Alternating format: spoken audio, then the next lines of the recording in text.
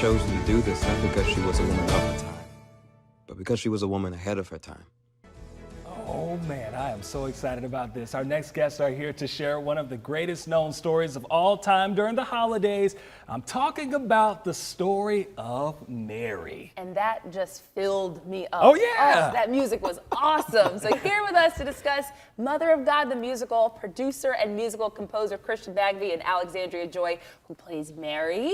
Thank you both so much for joining us. Yeah, thank you for having us. Thank you for having us. So it's great to have you both here. All right, we've got to know, what can folks expect from this musical?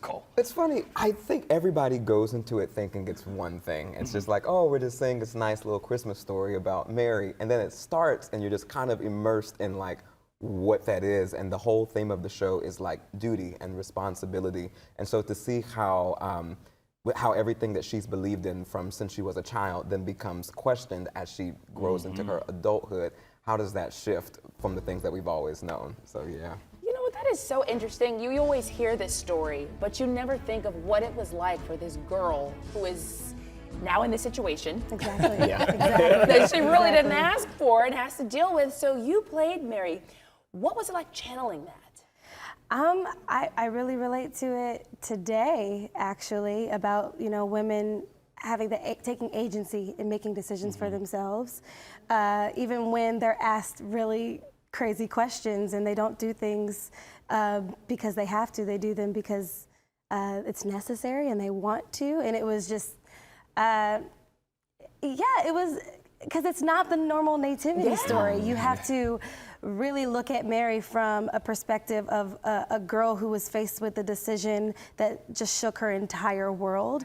And she realized that it was about saving and changing the entire world. So yeah, it was just a really liberating experience because I relate to her a lot today. Yeah. And I would say, how exactly will it be told differently? Because I think growing up in church, we've heard the story a million times, Sure. right? Exactly. You're probably hearing it if you're going to church on Sunday. You're going to hear it then and the Sunday after that. But how is it going to be a little different than maybe what we've been used to? Because you're finding out what happens after the baby's born.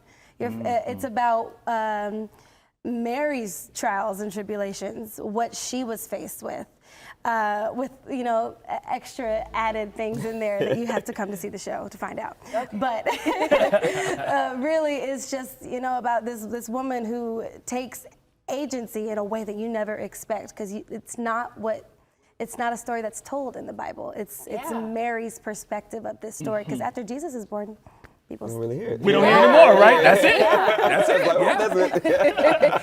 Okay, so we heard a little bit of a snippet of the music. What was the process of bringing all that together? Yeah, so we've been working on the music for this show for about 8 years. And so just in culmination, I think there are 19 songs in the show now, but I think it's gone through 40 to get here. Yeah, including a brand new song in the show called Lullaby, which is our newest song. It's the one song that we actually get a great glimpse of just Mary and Jesus together.